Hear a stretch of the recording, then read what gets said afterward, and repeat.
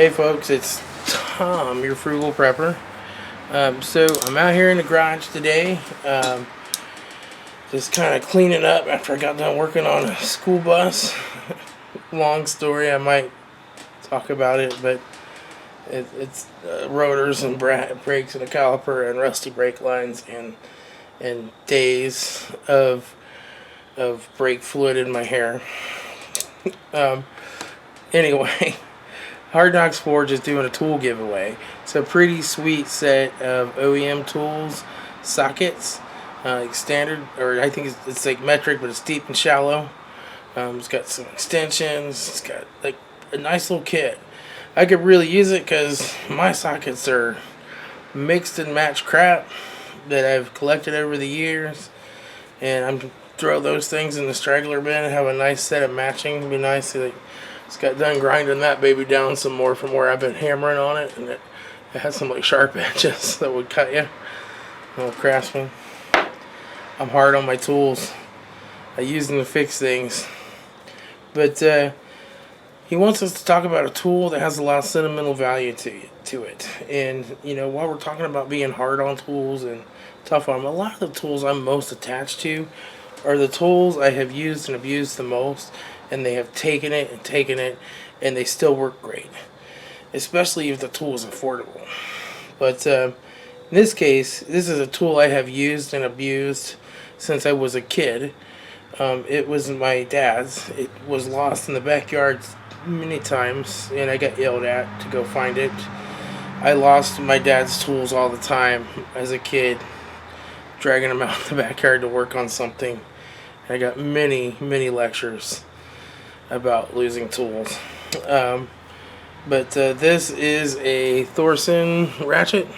It's kind of a unique design in that, the ratcheting mechanism is really just under this cover, which this cover will come off. Well, if I can get it off. Yeah. So like you can take this little cover off here, this little chrome cover, and underneath of that is your ratcheting mechanism right there. Right, and so there's just a nice pretty hefty steel pin right there, and then this little flippy thing is your direction that you want it to turn, and that's your ratcheting. It's not real fine teeth, but man, I've had pieces of pry bar on this thing quite a bit over the years. Especially when I was a kid, I didn't have a breaker bar. I've been putting pipes on this and standing on it and stuff, and it's just always held up, no worse for wear. This is an old Thorson 77J. It was manufactured in the USA.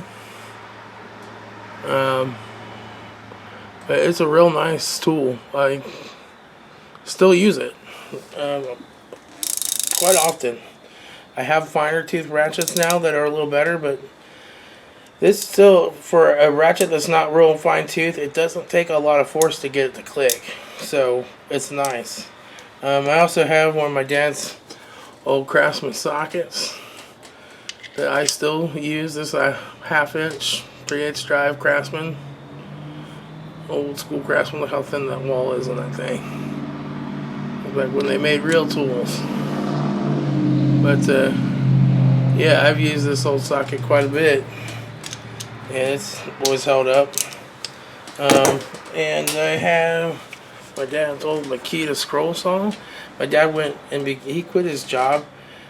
He serviced vending machines and then was a service manager for a vending machine company. And one day he decided to quit his job and start his own handyman service, become a general contractor. He did that for a few years, and I think he discovered, as I did when I tried to do my own business, like, running your own business sucks. And he went back to becoming a service manager for working on vending machines. But this was his Makita scroll saw. It still works great. He used it all the time. I still use it today a lot.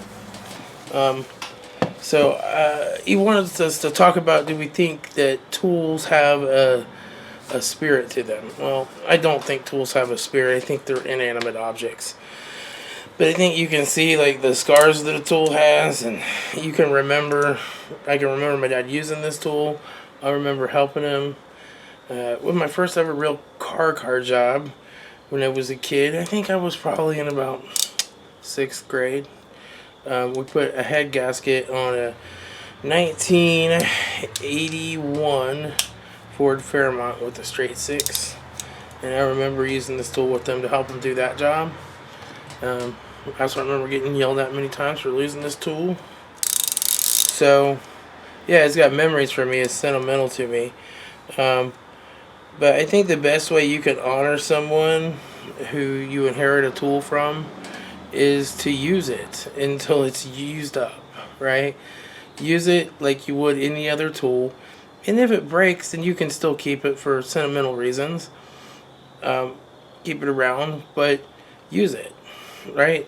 Like when I go, I want my sons to inherit my tools, and I want them to use them to go out and fix things and save themselves money or make themselves money, right? That's the biggest honor you could give me with any of my tools, is for someone to inherit them and use them.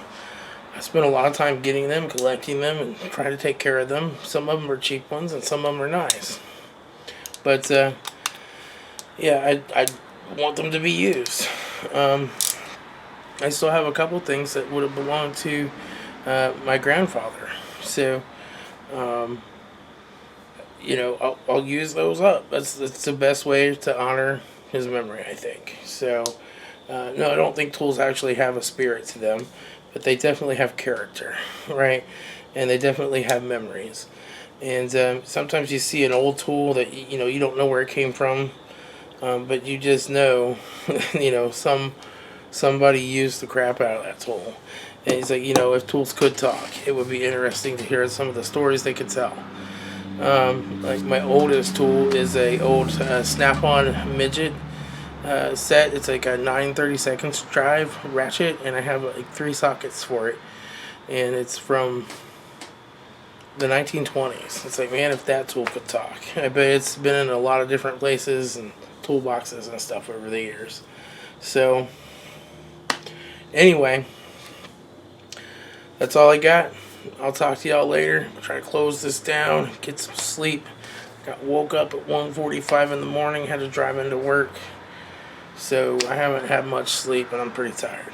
Talk to y'all later. It's Tom, Frugal Prepper.